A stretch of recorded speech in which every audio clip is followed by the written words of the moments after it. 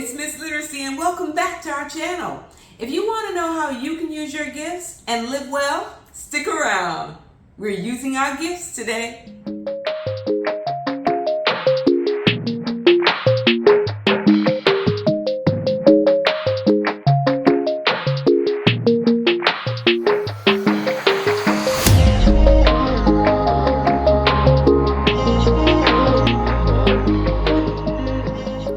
Thank you for joining me today as we talk about 3 ways to use your gifts. Now, don't think only of your physical gifts and talents, but also think of your spiritual gifts that God has gifted all of us with. Let me explain. If we look at 1 Corinthians 12, 4 through 6, it says, "Now there are diversities of gifts, but the same Spirit." Verse 5 says, "And there are differences of administrations, but the same Lord." And then verse 6 says, "And there are diversities of operations, but it is the same God which worketh all in all." Those scriptures simply mean that the Spirit gives one or more spiritual gifts to every believer for the common good, to be used in service to the church and then spread abroad. Nobody acquires or earns their own gifts. God gives us gifts for free. Yes, for free, as He sees fit. God has given every Christian a special gift with which to serve Him, but those gifts are to be used for His glory and not our own. These gifts are uniquely spread through every church so that each church can accomplish its unique tasks in the community. Now remember, a church is not a building. Our church is you. Now here are 8 spiritual gifts that you must know about. There is the word of knowledge, increased faith, the gifts of healings, the gift of miracles, prophecy, the discernment of spirits, kinds of tongues, and interpretations of tongues. Now, not everybody has these gifts. Thankfully, there are others that we can have too. Yes, you heard me correctly. Every one of us, whether we believe it or not, has gifts or talents that will benefit our fellow man. God did that. There's a song that says that we are created to worship, and worship is more than just thanking and praising God for His goodness, even though we should do that. Yes, we should. Every day we should. Worship, though, is serving our neighbors and giving service as God has given us gifts. The good thing is, there are many other gifts that are needed to make our world a better place. They include gifts of teaching, singing, drawing, speaking, listening, giving, and writing. You know, there are some gifts that very few people think are important. Yeah, like the gifts of teamwork, honesty, enthusiasm, perseverance, adaptability, patience. Yeah, those are very important. There is one very important gift that most people tend to overlook. Yes, and it's the most precious gift that anyone can give, and it is time.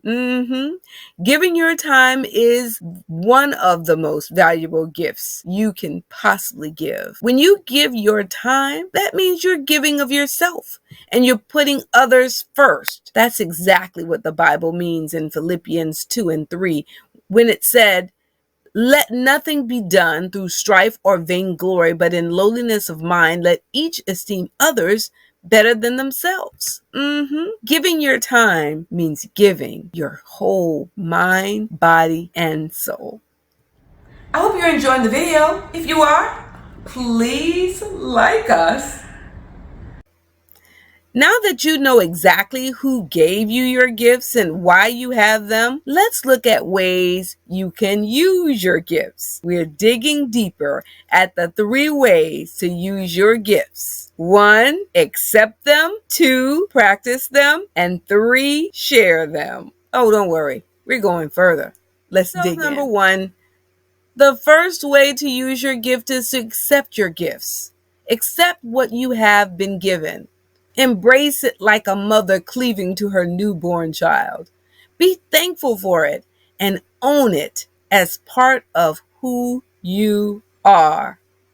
Let's look at the best biblical example of being a servant. You know, that person who gives himself totally, body, mind, and spirit. Yeah, it's Jesus. He modeled for us how he wanted us to serve others. You see, Jesus accepted his gifts and he did not separate himself from them. No, they were a part of who he was and who he is today. Jesus did not seek to be John the Baptist or King Herod for that matter. He accepted the assignment that God gave him. He owned his gifts. Are you?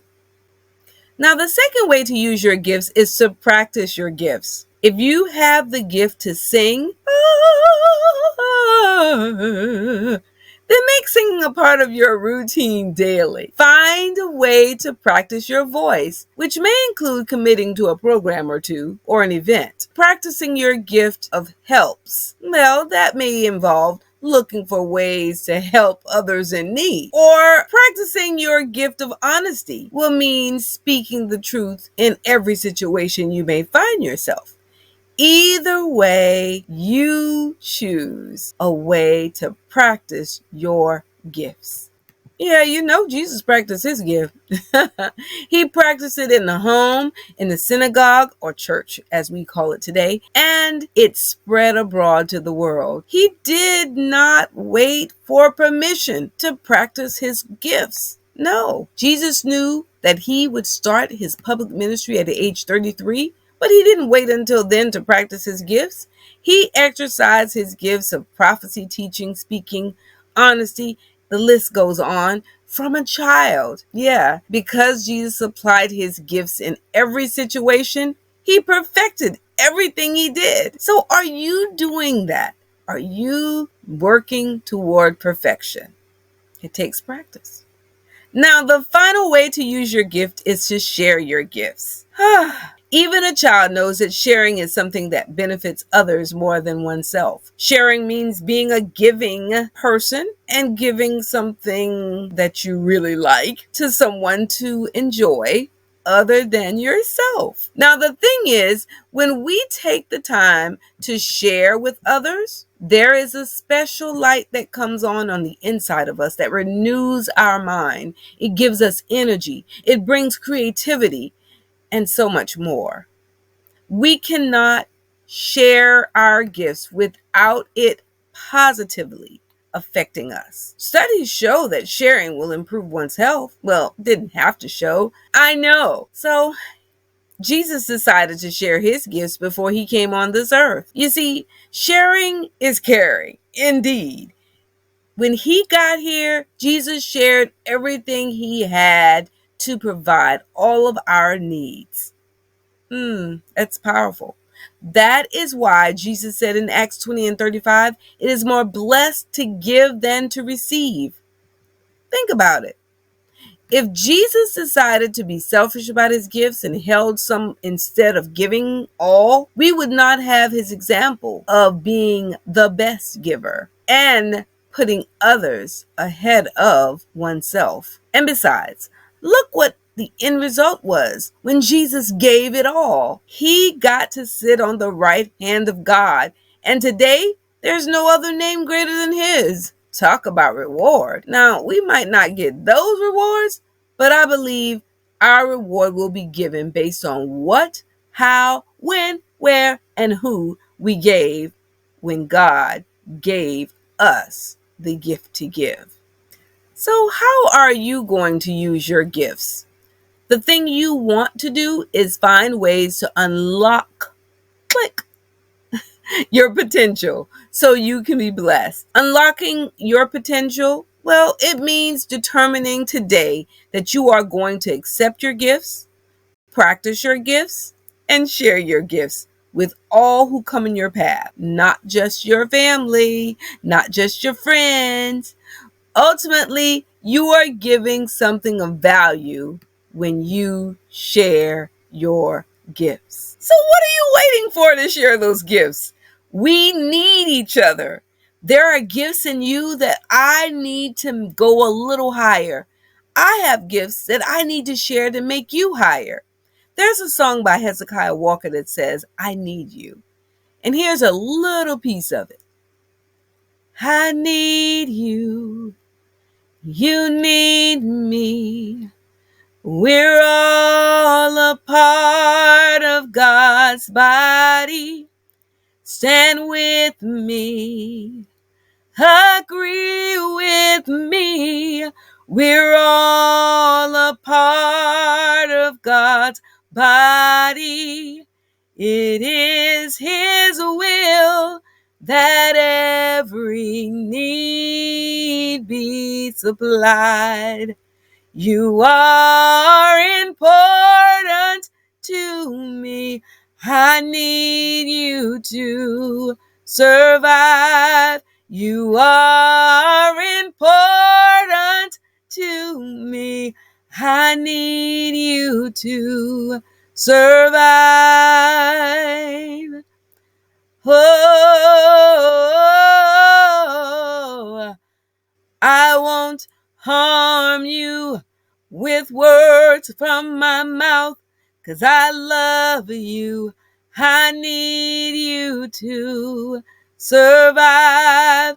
You pray for me, and I'll pray for you. I love you. I need you to survive. It is His will that every need be supplied. You are important to me. I need you to survive. Oh, you are important to me. I need you to survive.